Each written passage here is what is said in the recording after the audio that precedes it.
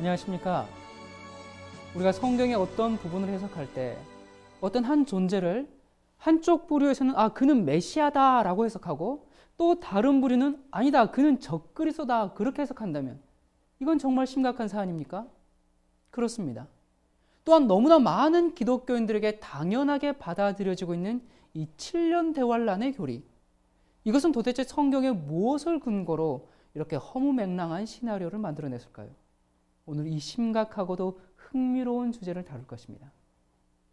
오늘날 거의 대부분의 교회는 적그리스도가 마지막 시대에 나타나서 3년 반 동안 하나님을 모독하고 또 성도를 박해할 어떤 독재자라고 상상하고 있습니다.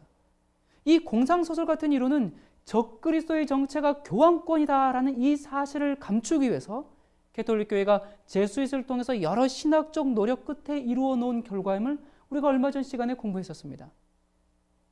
사탄은 하나님의 말씀인 성경을 이 땅에서 없애기를 원했습니다. 그래서 자신의 대리자인 이 천주교회를 통해서 1229년 톨로사 종교회의에서 성경을 금서 목록에 포함시켰죠. 그래서 집에 성경이 한 권이라도 숨겨져 있으면 화형을 당하거나 참수형을 당하게 되었습니다. 또 성경을 번역하거나 전달하는 그러한 일도 역시 그와 같은 중벌의 사유가 되었습니다. 그러나 12세기의 왈덴스인들, 14기의 영국의 개혁자 위클립, 16세기 독일의 루터, 또 영국의 틴델, 이런 목숨을 내건 종교 개혁자들의 희생으로 마침내 성경이 영어, 독일어, 그리고 여러 언어로 번역되면서 이 종교 개혁의 불길이 마치 초원의 불길처럼 세차게 번져나갔습니다. 드디어 사람들은 성경 연구를 통해서 영적인 시력을 회복하게 되었습니다. 개혁자들은 이 천주교의 온갖 교리와 행습들, 면죄부, 고해성사, 또 고행에 의한 속죄, 행함에 의한 구원, 또 미사, 유물숭배와 성상숭배, 마리아의 중보, 연옥교리, 죽은 사람을 위한 기도, 성자숭배, 화채설, 그리고 잔인무도한 종교재판, 이러한 모든 것들이 성경에 비추어서는 결코 용납될 수 없는 것들이 천주교회 안에 가득한 것을 확인했습니다. 종교개혁자들은 이러한 베드로를 주도한 교황권이 바로 다니엘서와 요한계시록, 그리고 사도 바울이 데살로니가 후서에 일찍이 예언한 바로 그 적그리스도의 세력이라고 외치면서 솔라 스크립추라, 오직 성경만으로 개혁을 촉구했습니다. 자, 여기 화면에 보시면요, 우리가 얼마 전에 살펴보았듯이 이 종교개혁의 샛별 위클립을 비롯해서요, 프라하 대학의 총장으로 화형당한 후스, 또 가톨릭 교회를 개혁하기 위해 힘쓰다가 화형당한 사바나롤라, 또 루터, 멜라니톤, 스위스의 츠빙글리, 그리고 또 최초로 성경을 영어로 번역한 죄로 화형을 당한 옥스퍼드 출신의 학자 틴델, 스코틀랜드의 개혁자 존 넉스, 존 칼빈, 또 존 웨슬리도 교황권을 모두 적그리스도라고 규정했습니다. 자, 여기 보면 1534년에 출간된 루터 성경인데요. 이 루터 성경의 요한계시록 17장에 보면은 짐승을 탄 음녀가 나오죠. 그 짐승을 탄 음녀의 모습 위에다가 교황의 3층관을 씌워서 적그리스도의 정체를 요한계시록 17장의 사파로 넣었습니다. 자, 그래서 궁지에 몰리게 된 로마 가톨릭이 어떻게 했습니까? 트렌트 종교회의를 열어서 면죄부 제도와 또 연옥의 교리, 그런 모든 그 비성경적인 교리들을 그대로 옹호하겠다, 그렇게 다시금 확인하고 믿음으로 말미암는 의를 비롯한 루터와 개혁자들의 가르침을 저주받을 이단의 교리로 정죄했습니다. 그리고 교황의 권위에 도전하는 모든 이단자들을 징벌하기 위해서 1542년 그 악명 높은 종교재판을 다시 부활시키고 1564년에는 종교적인 문서의 출판과 개인적인 성경 연구를 철저히 통제하기 위해서 다시금 성경을 금서로 만들고 성경을 가지고만 있어도 죽이게 되었습니다. 또 로마 가톨릭 교회가 인정하는 성경 해석 외에는 일체 허용하지 않기로 다시금 재확인했습니다. 그러나 성경 예언을 근거해서 교황권을 적그리스도로 선언한 개혁자들의 이 논증은 변명할 여지가 없었기 때문에 이러한 대응만으로는 프로테스탄트, 개신교회를 공격하기엔 충분하지 못했습니다. 자, 그래서 어떻게 했습니까? 교황청은 예수의 신학자 두 사람 누구를 선택했었죠? 누구였습니까? 리베라와 알카자에게 적그리스도를 지목하는 성경 예언을 전혀 다르게 해석하라는 임무를 주게 되었습니다. 그래서 두 명의 제수잇에 의해서 과거주의와 미래주의라는 새로운 예언 해석이 시작됐고, 미래주의 해석의 한 부분으로 7년 대환란 및 비밀 휴거 사상이 탄생하게 되었음을 우리가 얼마 전 시간에 함께 공부했었습니다. 자, 여기 알카자의 과거주의에 의하면 계시록의 전반부는 유대인의 메시아 거절과 예루살렘 멸망에 관한 것으로 다루게 됩니다. 그리고 후반부는 로마 제국의 멸망과 그리스도교로 개종에 관한 것으로 다루면서 적그리스도는 네로 황제다, 그렇게 해석해서 로마 캐톨릭과는 상관없는 예언으로 만들어버렸습니다. 그리고 요한계시록의 1260일, 그러니까 1260년 예언이죠. 그것은 과거의 유대인이 그리스도인을 핍박한 실제적인 날짜의 기간으로, 또 다니엘서의 같은 기간인 한때와 두때와 반때는 시리아 왕 안티오코스 4세 에피파네스가 유대인을 핍박한 기간으로 돌려서 교황권이 바로 다니엘서와 요한계시록의 적그리스도다라는 그 해석을 없애버렸습니다. 자, 리베라의 미래주의는 무엇이었죠? 우리가 공부했었죠. 기억이 나십니까? 계시록의 첫 번째 부분은 요한 당시에 해당되는 예언이지만 나머지는 마지막 시대에 하나님을 모독할 어떤 독재자인 적그리스도라고 합니다. 그리고 그가 활동하는 3년 반 동안 성도들을 핍박하고 실제 예루살렘의 성전이 재건되어서 그곳에서 하나님처럼 행세할 것이라고 주장했습니다. 이것이 바로 오늘날 7년 대환란과 비밀 휴거설을 핵심으로 하는 세대주의 예언 해석의 기원입니다. 리베라는 이와 같은 이 미래주의 해석을 제시함으로써 하나님을 모독하고 수많은 성도들을 학살한 진짜 적그리스도인 로마 교황은 감춰버리고 적그리스도는 마지막 때에 나타난다는 이론을 폈습니다. 이것이 오늘날 여러분들이 기독교 서점에서 읽게 되는 다니엘서와 요한계시록 주석의 기원입니다. 오늘날 천주교회가 미래주의 해석을 지지하고 적그리스도는 한 개인일 것이라는 이 리베라의 주장을 따르고 있는 것은 결코 이상한 일이 아니죠. 그런데 가톨릭 교회가 이 종교개혁을 무너뜨리기 위해서 만들어낸 이 미래주의 신학이 개신교회 안에 세대주의로 분장하고 들어와서 가르쳐주고 있으니 이 얼마나 개탄스러운 일입니까? 개혁자들에 의해서 적그리스도인 사실이 폭로되어서 공궁에 빠진 이 교황권이 적그리스도의 신분을 은폐하기 위해서 파놓은 신학적인 함정에 개신교회가 여지없이 빠져버린 것입니다. 오늘날 인기 있게 팔려고 있는 종말론 서적들은 거의 다 이 세대주의 종말론입니다. 하나같이 7년 대환란과 비밀유거, 또 3년 반 동안 세계를 통치할 개인적 인물의 한 명의 적그리스도에 대한 내용으로 일관되어 있습니다. 자, 그렇다면 도대체 무슨 성경절을 근거로 이런 신학이 나왔을까? 여기 다니엘서 8장과 9장에 보면 어떤 연대들이 나옵니다. 2300주야, 70주야, 62주일, 한일에 3년 반. 이 비밀스러운 숫자들이 무엇을 의미할까요? 자, 여기 다니엘서 9장 21절부터 23절 말씀을 보도록 하겠습니다. 곧 내가 말하여 기도할 때에 이전 이상 중에 본 그 사람 가브리엘이 빨리 날아서 저녁 제사를 드릴 때쯤에 내게 이르더니 내게 가르치며 내게 말하여 가로되 다니엘아 내가 이제 내게 지혜와 총명을 주려고 나왔나니 곧 내가 기도를 시작할 즈음에 명령이 내렸으므로 이제 내게 고하러 왔느니라. 너는 크게 은총을 입은 자라. 그런즉 너는 이 일을 생각하고 그 이상을 깨달을지니라. 자, 여기 보면 다니엘이 깨닫지 못했던 어떤 이상, 바로 그 이상을 깨달아라 라고 말합니다. 그 이상은 어떤 이상이었을까요? 그 이상이 무엇인지 다니엘서 8장 14절에 설명해 주고 있습니다. 그가 내게 이르되 2300주야까지니 그때의 성소가 정결하게 함을 입으리라 하였느니라. 그리고 8장 26절 27절에 보면 이미 말한 바 주야에 대한 이상이 확실하니, 이 주야에 대한 이상은 앞절에서 말한 2300주야 이상이죠. 2300주야 이상이 확실하니 너는 그 이상을 간수하라. 이는 여러 날 후의 일임이니라. 이에 나 다니엘이 혼절하여 수일을 앓다가 일어나서 왕의 일을 보았느니라. 내가 그 이상을 인하여 놀랐고 그 뜻을 깨닫는 사람도 없었느니라. 자, 여기 보니까 8장에서 다니엘이 깨닫지 못한 아주 특별한 계시가 있었습니다. 그것이 바로 2300주야에 대한 이상이죠. 다니엘이 그 계시의 충격으로 이제 여러 날 동안 병석에 누울 만큼 굉장히 중요한 것이었는데 깨달을 수가 없었어요. 아주 난해한 내용이었습니다. 다니엘은 이 특별한 이상을 표현하기 위해서 지금까지는 이 이상을 히브리어로 하존이라는 용어를 썼는데 2300주야에 대한 이상을 말할 때는 마레라는 말을 써서 구별했습니다. 자, 여기 보면요. 다니엘서 8장에 사용된 이 이상이라는 단어는 모두 하존이고요. 2300주야에 대한 이상만 마레입니다. 자, 이게 왜 중요한가? 왜 우리가 갑자기 이 히브리어를 공부해야 되는가? 여러분 9장에서 보면 가브리엘 천사가 날아와서 8장에서 깨닫힌 어떤 이상요? 2300주야 이상을 깨달아라 그렇게 말해줍니까? 아니에요.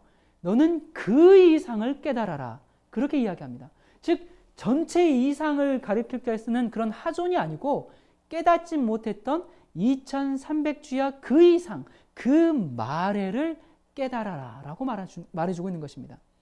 다니엘서 8장 26절과 9장 23절의 그 이상만 마레입니다. 그러니까 마레가 확실하니 9장에 그 마레를 깨달을지니라 이렇게 서로 연결이 되어 있는 것입니다. 자, 다니엘서 9장 23절 24절 너는 그 이상을 깨달을지니라. 그러니까 여기에 이상이 뭐가 쓰였어요? 마레라고 쓰였습니다. 그러니까 8장과 9장에는 많은 이상들이 나와요. 우리 성경에는 다 이상이라고 되어 있어요. 그런데 히브리어에는 하존과 마레를 섞어 썼습니다. 그런데 2300주에 대한 이상을 언급할 때 마레라는 특별한 용어를 사용했단 말입니다. 그러니까 마레와 마레를 뽑아서 보면 이게 같은 이상이라는 것을 우리가 알 수 있죠. 자, 그러면 9장에서 보면 너는 그 이상을 깨달아라 할 때 이 마레를 썼기 때문에 그 이상은 2300주에 대한 이상입니다. 자, 아시겠습니까? 자, 그러면 2300주야 이상을 깨달아라 하면서 70일에로 기한을 정했다. 이 70일에가 언급 나오고 있어요. 자, 그런데 왜 이 하존과 마레를 구분하는 것이 중요한가? 이 9장에 보면 2300주야에 대한 이상이 나오지가 않습니다. 우리가 보시다시피 70일에 70주야에 대한 예언이 나와요. 자, 그러면 이 9장에서 나오는 이상은 70주야 이상이지 2300주야는 관계없다. 그렇게 생각하고 질문할 수가 있습니다. 자, 이게 왜 9장에서 2300주야에 대한 이상에 대한 직접적인 언급이 없는데 왜 9장의 말씀이 9장의 이상에 대한 해석이 바로 2300주야에 대한 이상인가? 우리가 그것을 확인하기 위해서 바로 하존과 마레가 쓰인 그 사용 용례를 본 것입니다. 자, 2300주야 시작점이 있어야 되겠죠. 그 시작점이 언제인가? 그 시작점이 바로 70주일을 언급하고 있는 것입니다. 나이가 많은 이 다니엘이 이제 포로의 땅에서 바벨론에서 밤낮으로 기도하고 염려하던 것은 자신의 동족 유대인과 또 고국 유다였습니다. 그것은 단순한 애국심이 아니었습니다. 하나님께서는 범죄한 인류를 구원하시기 위해서 이 땅에 구주를 보내시고 세상에 복음을 전파하는 구원의 계획을 수행하기 위해서 아브라함의 자손인 유대인을 택하셨죠. 자, 그렇게 보면 세상의 운명이 누구한테 달린 셈입니까? 유대인들에게 달려 있습니다. 만약 유대인들의 씨가 말라버린다면 메시아가 나올 수가 없어요. 유대인들은 선민 아니었습니까? 이러한 이유 때문에 다니엘의 1차적인 관심사인 내 백성 유대인들과 내 거룩한 성 예루살렘의 장래 운명부터 설명이 시작되는 것입니다. 자, 그런데 여기 보면요. 내 백성, 즉 유대인을 위하여 70일에로 기한을 정했다라고 되어 있죠. 자, 이게 무슨 뜻일까요? 세상의 구원을 이루기 위해서 유대인을 제사장 나라로 택하시고 복음을 온 세상에 전할 선교사의 나라가 되게 하셨습니다. 자, 그런데 이 유대인들이 어떻게 했습니까? 계속적인 불순종과 반역을 계속적으로 선택해 옴으로써 그들은 택한 백성의 사명을 이루기에 실패하고 말았습니다. 그래서 그 유대인들에게 이 70주일은 마지막 주어진 은혜의 시간이었습니다. 다시 말해서 이 70주일, 70일회가 지나버리면 실제적이고 국가적인 이스라엘의 운명은 끝이 나는 것입니다. 70일의 예언 이후에 더 이상 국가로서의 역할은 나타나지 않습니다. 오늘날 세대주의자들이 말하는 것처럼 마지막 시대에 이스라엘 전체가 회복되어서 예수를 그리스도라고 믿고 이스라엘 전체가 국가적인 회심을 하고 거기서 14만 4천이 나온다. 그렇게 이야기하고 있는데 그것은 성경에 근거되지 않는 가설들입니다. 자, 여기 보면 70일에는 연일 원칙에 근거해서 490년입니다. 우리가 이 연일 원칙을 계산하는 법은 아마 오래전 시간에 공부했었습니다. 자, 왜 490년인가? 1에는 7일이죠. 7일은 일주일입니다. 그래서 상징적인 이언에서 언제나 1일을 1년으로 해석하는 법칙을 우리가 공부했었습니다. 그래서 이 경우에도 7일은 7년이 되어 70 곱하기 7은 490년. 이렇게 계산하는 것이 마땅합니다. 자, 그런데 여기 보니까 70일에로 기한을 정했다라고 했습니다. 여기 보면 정했다라는 말은 히브리어로 하타크라는 말입니다. 근데 이 하타크라는 말은 여러 가지 번역이 있습니다. 첫 번째는 결정하다. 우리 성경책에 보면 대부분 다 결정하다라고 되어 있죠. 그리고 두 번째는 자르다, 또 잘라내다, 할당하다, 분할하다 이런 의미를 가지고 있습니다. 자, 그렇다면 어떤 번역이 정확할까요? 그냥 우리가 우리 마음에 우리 해석하고 싶은 대로 그냥 이렇게 선택해서 이게 맞다 하면 될까요? 그러면 안 되겠죠. 자, 이 윌리엄 셰라는 학자가 이 하타크라는 단어가 역사적으로 변천되어 왔음을 밝혔습니다. 그래서 BC 600년부터 AD 500년까지는 잘라내다, cut off 이 뜻으로 사용했고 AD 500년 이후에 결정하다로 사용한 것을 알게 됐습니다. 자, 그러면 70일에로 기한을 정했다 했을 때 이 정했다의 의미는 잘라내다가 맞습니다. 결정하다가 아니고요. 자, 그러면 여기 보면 70일에로 기한을 잘라내었나니 라고 번역해야 맞습니다. 그러면 어디서 잘라냈을까요? 기한을 잘라내려면 필요한 그것보다 훨씬 더 큰 기간이 있어야 됩니다. 지금 우리가 하고 있는 이 설명이 뭐에 대한 설명이죠? 2300주에 대한 설명이죠. 2300주에 대한 설명이기 때문에 70주일 490년은 2300주야 2300년 앞에서 잘라낸 부분임이 분명해집니다. 자, 70주일이 2300주야의 앞부분이기 때문에 그러면 70주일의 시작점이 2300주야의 시작점인데 언제 시작했는가? 여러분, 지금 이 예언은 단순히 유대인에 대한 것이 아닙니다. 우리 인간의 구원에 필요한 아주 결정적인 내용들을 언급하고 있기 때문에 우리가 이 시간에 아주 주의를 집중하고 아주 주의 깊이 살펴보아야 합니다. 자, 다니엘서 9장 25절입니다. 그러므로 너는 깨달아 알지니라. 예루살렘을 준건하라는 영이 날 때부터 기름 부음을 받은 자, 곧 왕이 일어나기까지 7일에와 62일에가 지날 것이요. 그때 곤란한 동안에 성이 중건되어 거리와 해자가 이룰 것이며. 자, 여기 보니까 다니엘서 9장의 계시가 주어진 기원전 537년 당시 예루살렘은 바벨론에 의해서 파멸된 이후에 아직도 폐허 상태에 있었습니다. 다니엘은 그런 예루살렘과 그 성전의 중건을 위해서 계속 탄원하고 기도하고 있었어요. 예루살렘을 이전처럼 다시 회복시키라는, 예루살렘을 중건하라는 왕의 명령이 날 때부터 70주일의 기간이 시작된다라는 기산점이 드디어 설정이 된 것입니다.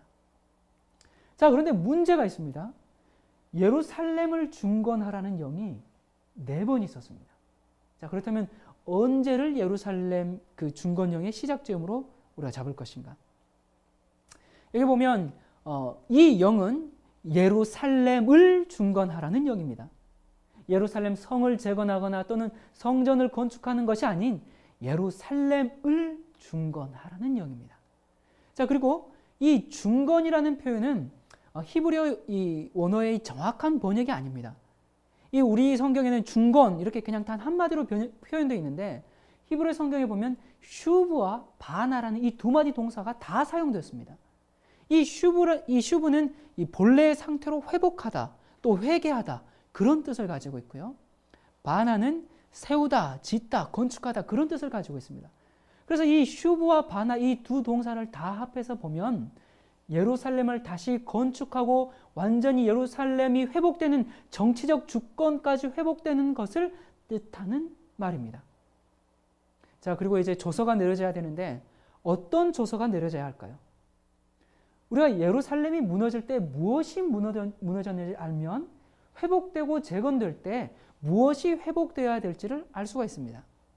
우리 역대하 36장 17절부터 20절 말씀입니다. 자, 여기 보니까 이 말씀의 배경이 무슨 배경 같아요? 예루살렘이 지금 바벨론에 이제 포로로 잡혀가고 지금 그런 상황을 지금 설명하고 있죠. 자, 그때 18절에 보면 하나님의 그러니까 하나님의 성전의 기구들이 바벨론으로 다 옮겨졌고, 그 다음에 하나님의 전이 불살라졌고, 그 다음에 예루살렘 성이 무너졌어요.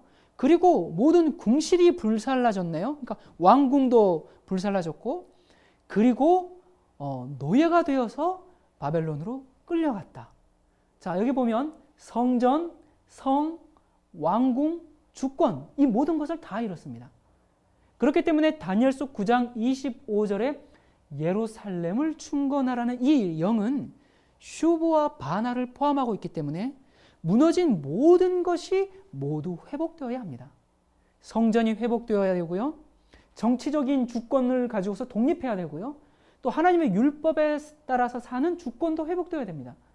이 예루살렘 중건령은 무너진 모든 것을 다 재건하는 영입니다. 그렇다면 이 모든 것을 충족시키는 조서가 내린 연대를 찾아야 되겠죠. 자, 첫 번째 조서는 언제 내렸습니까? 자, 여기 1차 조서는 고레스가 내렸습니다. BC 537년에 이제 조서를 내렸는데, 그 고레스가 조서를 쓴 내용이 고레스 실린더라는 원통에 기록되어 있죠. 아마 여러분들께서 이 성경의 연들 시간을 잘 공부하셨다면 저희가 이 고레스 실린더에 대해서 언젠가 한번 다룬 것을 여러분들이 기억하실 것입니다. 바로 이 고레스 실린더에 쓰인 내용이 무슨 내용이에요? 바로 에스라서 1장에 있는 말씀이 그대로 적혀 있는 것입니다. 여기에 보니까 바사왕 고레스의 마음을 하나님께서 감동시키셨다. 그래서 내가 조서를 내린다. 그래서 뭐라고요?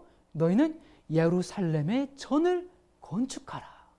이 내용이 고레스 실린더에 기록되어 있습니다. 자, 성전을 건축하기 위해서 포로들을 많이 예루살렘으로 돌아가게 해줍니다. 이 명령에 의해서 수룹바벨이 돌아옵니다.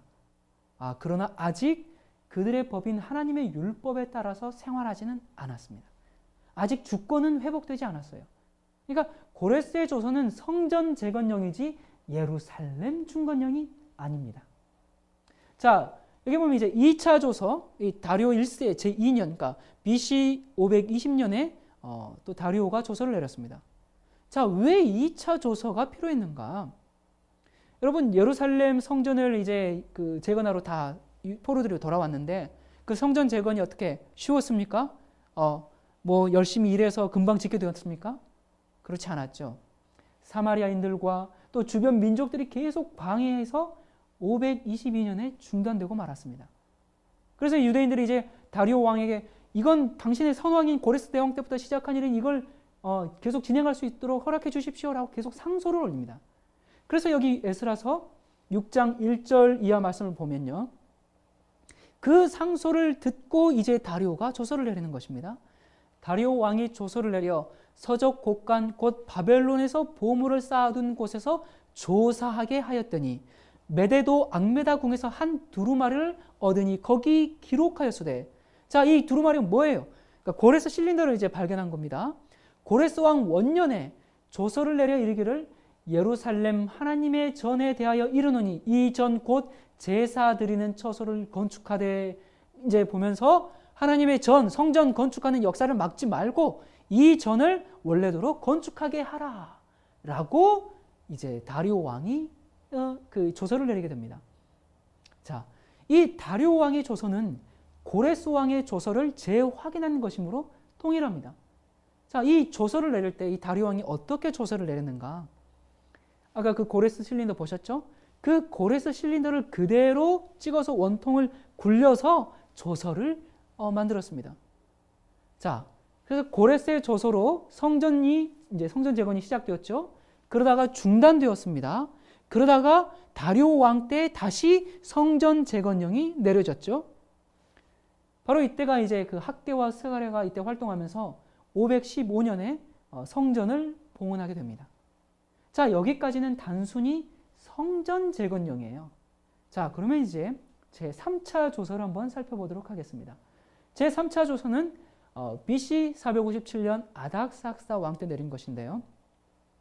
에스라 6장 14절 15절 유다 사람의 장로들이 선지자 학개와 이도의 손자 스가랴의 권면함으로 인하여 전 건축할 일이 형통한지라. 이스라엘 하나님의 명령과 바사왕, 자 여기 잘 보세요. 고레스와 다리오와 누구요? 아닥사스다의 조서를 쫓아 전을 건축하며 피력하되. 그리고 15절 다리오 왕 6년 아달월 3일에 전을 피력하니라. 자 여러분 이 말씀을 자세히 보시면 좀 이상한 점을 찾지 못하셨습니까? 이 말씀은 이 논리적으로 14절과 15절은 모순됩니다. 여기 다시 한번 살펴보세요. 6장 14절은 여기 보세요. 바사왕 고레스와 다리오와 그리고 누구요? 아닥사스다의 조서를 쫓아 이렇게 되어 있습니다.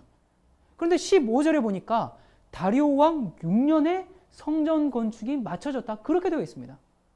아 여러분 생각해 보세요. 아닥사스다의 조서는 이 다리오 왕이 조서를 내리고 나서 63년이나 지나서 내렸습니다. 그런데 왜 아닥사스다 이름이 여기 들어가 있을까요? 자 여기 6장 15절 말씀은 단지 성전이 재건된 역사적 사실을 말해주고 있습니다. 언제 성전이 봉헌됐다, 건축됐다 그걸 말해주고 있고 14절은 예루살렘을 중건하라는 조서가 무엇인지 지금 에스라가 말하고 있는 것입니다. 여기 보시면 새 왕이 내린 조서면 조서는 복수가 되어야 돼요. 그런데 여기 조서는 조서들이 아닌 조서라는 단수입니다. 왜 그렇습니까? 이 새 왕의 조서가 합쳐져야만 하나의 조서가 되기 때문에 그렇습니다.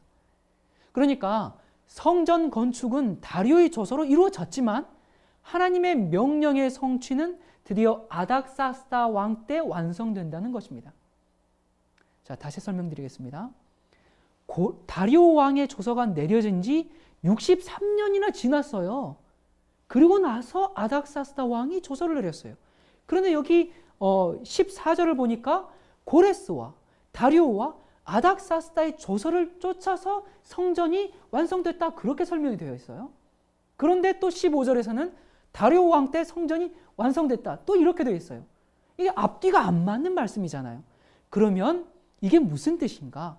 15절의 말씀은 다리오 왕 6년 때 그러니까 실제적으로 성전이 언제 건축되었는지 그것을 알려주고 있는 말씀이고 14절은 예루살렘을 중건하라는 영이 언제인지 그러니까 고레스와 다리오와 아닥사스다 이 세 왕의 조서들이 합쳐져야지만 하나의 조서다. 그것을 설명해 주고 있는 것입니다. 그래서 이 에스라서의 6장 14절과 15절은 논리적으로 모순이 되어 있는 것 같지만 우리가 깊이 살펴보면 예루살렘을 중건하라는 조서가 무엇인지 에스라가 그 신학적이고 영적인 의미를 지금 이 말씀에 넣어서 알려주고 있는 것입니다.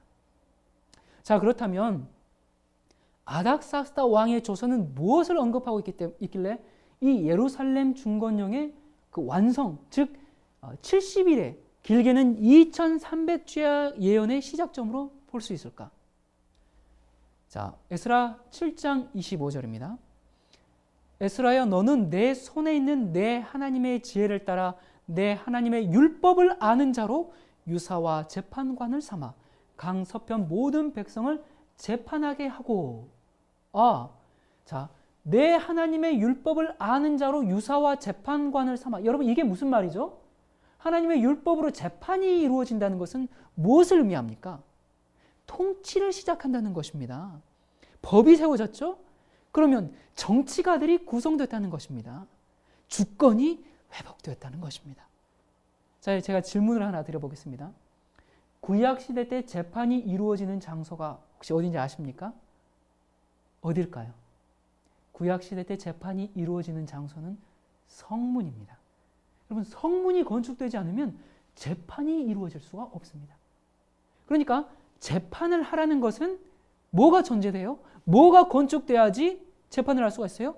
당연히 성의 회복이 전제됩니다. 그러니까 예루살렘을 중건하라는 이 내용에는 무너진 성전뿐만 아니라 폐허가 된 예루살렘 성읍의 복구도 포함되어 있고 이러한 일을 수행할 수 있는 자치권의 부여도 전제되어 있는 것입니다. 자, 여기 표를 보시면요. 고레스와 다리오는 성전 재건령이었습니다.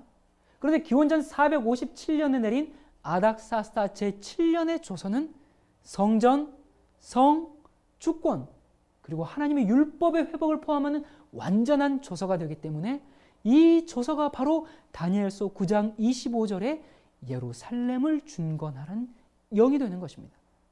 그래서 70일의 시작점이 언제부터 시작되는 거예요?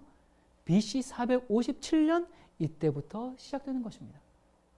그냥 아닥사스다 457년이다. 그러니까 그냥 그런가 보다 하지 말고 정말 맞는지 성경적으로, 역사적으로 확인해 보시기를 바랍니다.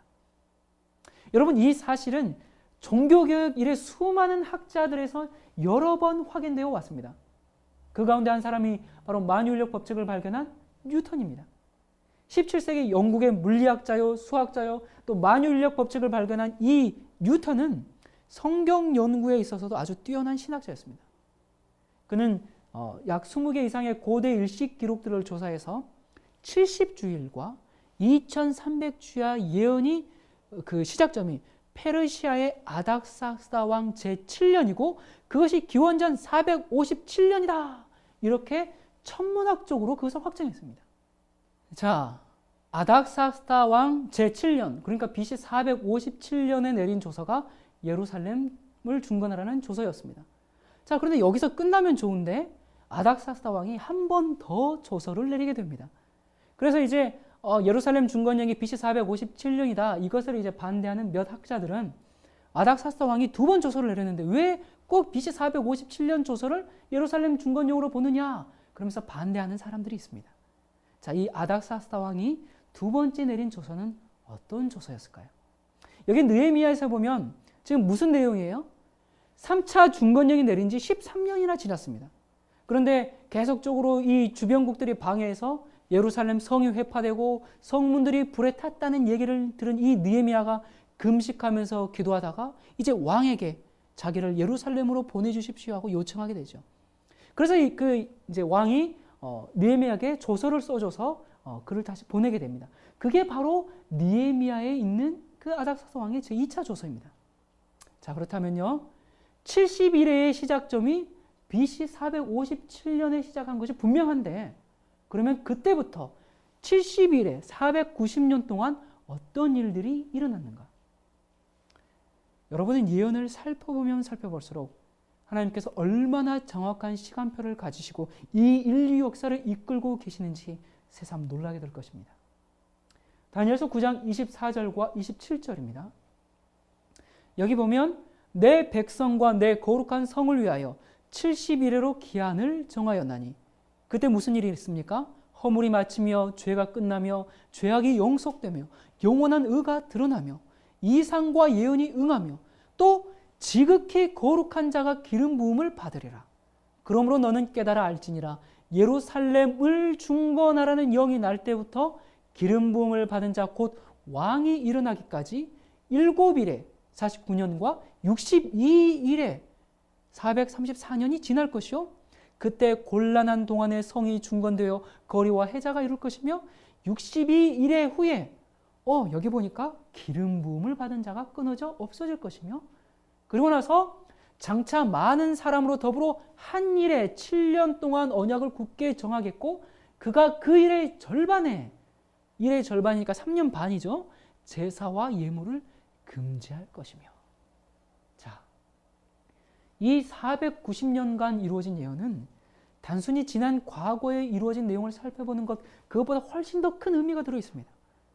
여러분이 이 예언, 우리가 방금 읽은 이 말씀의 예언을 어떻게 이해하느냐에 따라서 여러분이 메시아를 영접할 것인지 아니면 적그리스도를 영접할 것인지가 결정됩니다.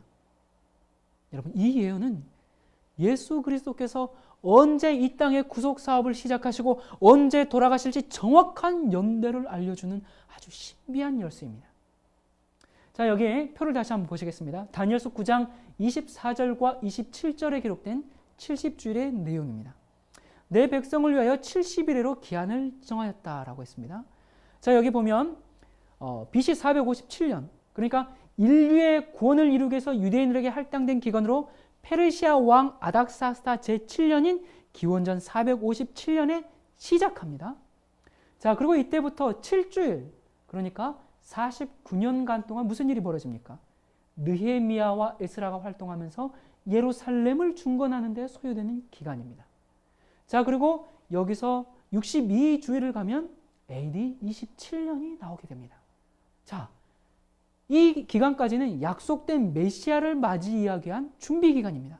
바로 이 기간이 끝나는 서기 27년에 메시아가 기름 부음을 받는 사건이 일어나고 예수께서 공생애를 시작하십니다. 자, 그렇다면 AD 27년에 정말 메시아가 기름 부음 받는 사건이 일어났는가? 그때 무슨 일이 일어났을까요? 자, 이 70주일에 관한 성경적이고 역사적으로 우리 한번 재확인을 해보도록 하겠습니다. 사도행전 10장 37절과 38절에 보면 예수께서 이제 요한이 침례를 반포한 후에 갈릴리에서 시작되어 온 유대에 두루 전파된 그것을 너희도 알거니와 38절 하나님이 나사렛 예수에게 성령과 능력을 기름 붓듯 하셨음에 라고 기록하고 있고요. 누가복음 3장에도 보면 백성이 다 침례를 받을새 예수도 침례를 받으시고 기도하실 때 하늘이 열리며 성령이 형체로 비둘기같이 그의 위에 강림하시더니 라고 기록되어 있습니다. 자, 예수께서 공생애를 시작하시는 신호를 무엇으로 하셨죠? 침례를 받으심으로 공중봉사 사업을 시작하셨습니다. 자, 방금 연구한 다니엘서 9장 25절에는 7주일과 62주일이 지나면 기름 부음을 받은 자, 곧 왕이 일어난다고 예언되어 있습니다. 여러분, 70주일이 기원전 457년에 시작되었죠. 그때로부터 7주일과 62주일, 총 483년이 지나면 서기 27년이 됩니다. 이 해는 예수께서 30세가 되시면서 침례를 받으신 때입니다. 왜 이 해가 예수님 나이처럼 AD 30년이 아니고 27년인가? 그것은 우리가 아마 이 성경 예언들 시간에 언젠가 공부한 적이 있습니다. 그때 그 예수 그리스도의 탄생 연대를 정확히 알지 못해서 4년 정도 그 착오가 있었음을 우리가 공부했었습니다. 구약 시대는 왕, 선지자, 제사장 이런 직분을 가진 사람들이 공식적으로 취임할 때 성령을 상징하는 기름을 머리에 부었습니다. 다윗은 3번 기름 부음을 받았죠. 사무엘에게, 그리고 또 유대 왕이 될 때, 그리고 또 통일 이스라엘 왕국의 전체 왕이 될 때. 그래서 기름 부음은 공적 봉사를 하도록 공식적으로 임명할 때 행하는 의식이었습니다. 여러분, 기름 부음을 받은 자, 이게 히브리어로 뭡니까? 마시아, 그러니까 다른 말로 메시아이죠. 그리고 헬라어로는 크리스토스, 곧 그리스도입니다. 자, 그러면 예수님의 경우 이 침례를 받으실 때 성령과 능력을 기름 붓듯 하셨다라고 표현함으로써 이 사실을 확인해 주고 있습니다. 예언된 대로 예수께서 정확히 30세가 되시던 서기 27년에 요단강에서 물에 잠기는 침례를 받으신 후에 공식적인 메시아 일을 시작하셨습니다. 자, 여기 누가복음 3장 1절에 보면요, 예수께서 침례를 받은 연도에 관한 아주 결정적인 정보를 얻을 수가 있습니다. 여기 누가복음 3장 1절에 디베로 가이사가 위에 있은 지 몇 해요? 15해라고 이야기합니다. 자, 역사에서는 이 가이사가 즉위한 해가 AD 12년이라고 말하고 있습니다. 그러면 디베로 가이사 즉위 15년은 AD 12년에다가 15년을 더한 해, 곧 언제가 됩니까? 몇 년이 되죠? 역사적으로? AD 27년이 됩니다. 자, AD 27년에 무슨 일이 벌어졌습니까? 누가는 같은 장 21절에 기록하고 있습니다. 누가복음 3장 21절에 예수도 침례를 받으시고 라고 기록했습니다. 그리고 이 사건을 누가는 성령과 능력을 기름 붓듯 하셨다라고 다시 확인해 주고 있습니다. 이래서 지극히 거룩한 자가 기름 부음을 받을 것이라는 예언을 이렇게 성취시키셨습니다.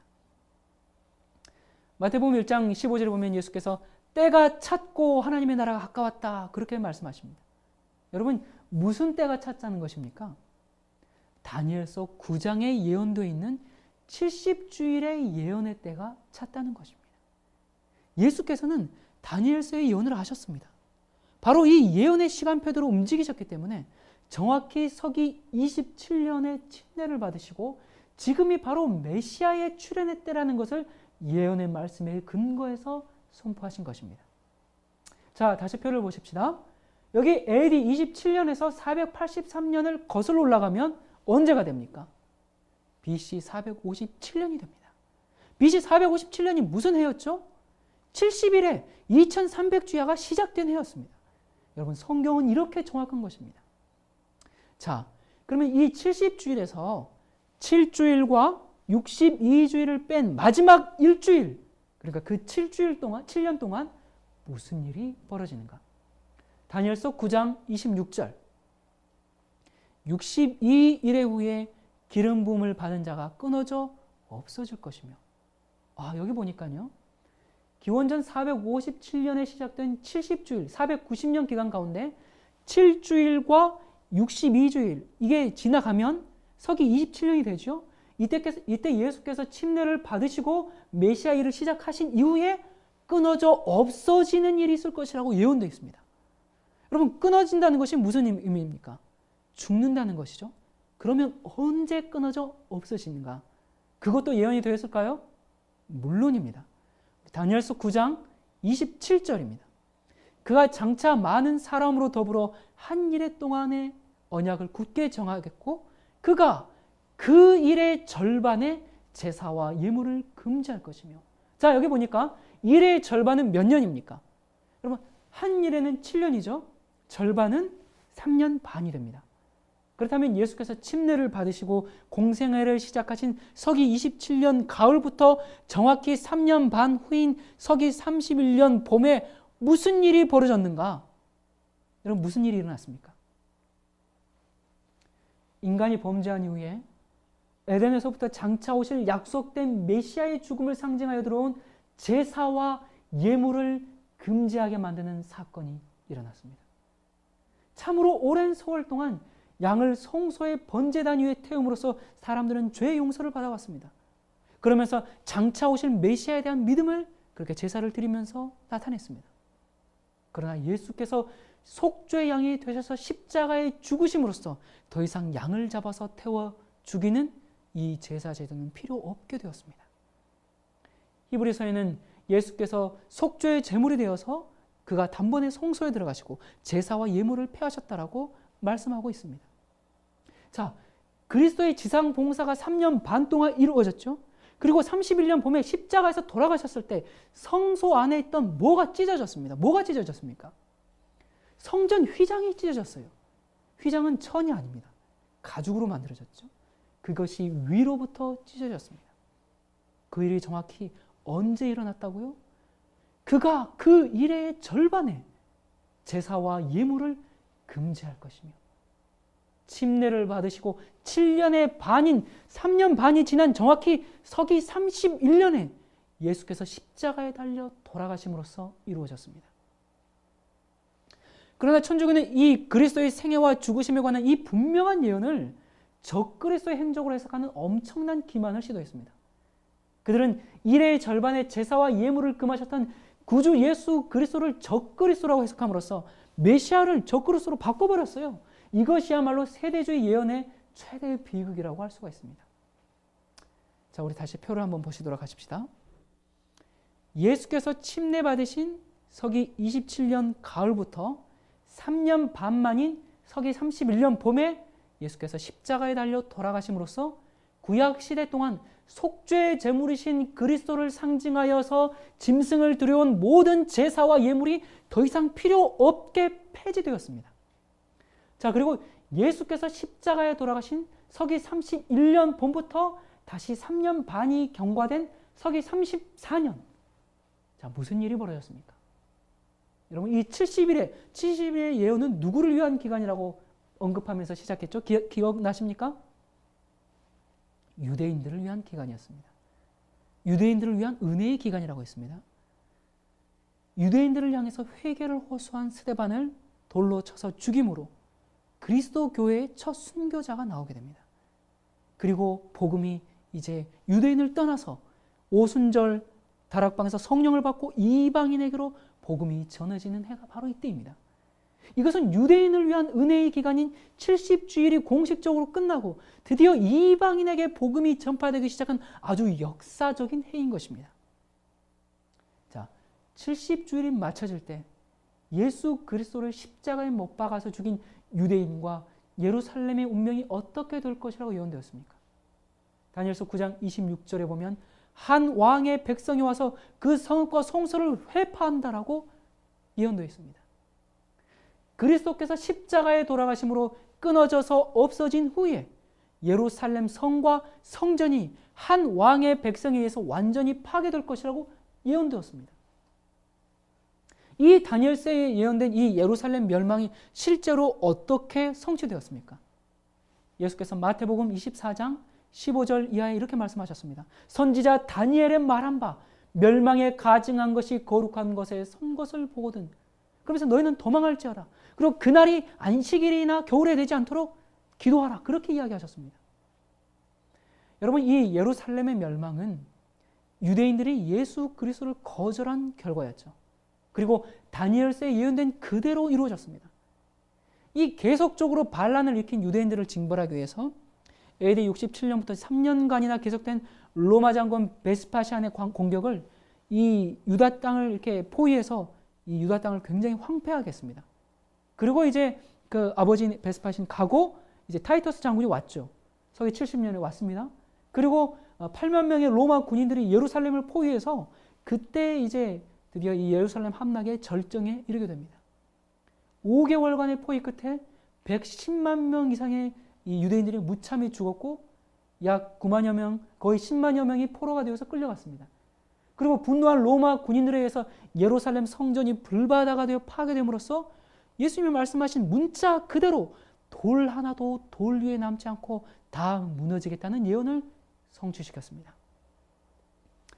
자, 그래서 다니엘서를 직접 인용해서 경고하신 예수님의 말씀을 기억한 이 그리스도인들은 포위가 시작되기 직전에 예루살렘을 빠져나가서 모두들 그 파멸을 면했습니다. 자, 이처럼 이 70일의 예언은 그리스도의 탄생, 공생의 시작, 십자가의 죽으심, 그리고 이방인들에게 복음의 전파, 예루살렘의 멸망, 이 말씀 그대로 70주일 기간의 이상과 예언이 응했습니다.